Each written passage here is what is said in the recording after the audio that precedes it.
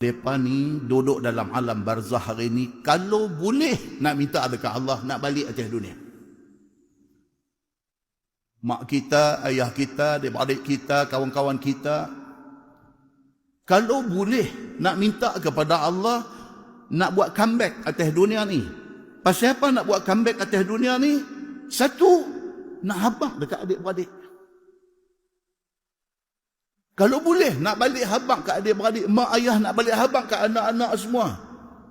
Suami nak balik habaq kat isteri dia, isteri nak balik habaq dekat suami dia.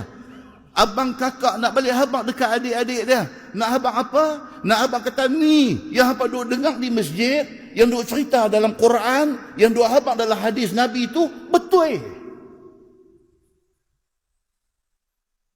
Mak kita sayang kita, dia nak main habaq kat kita.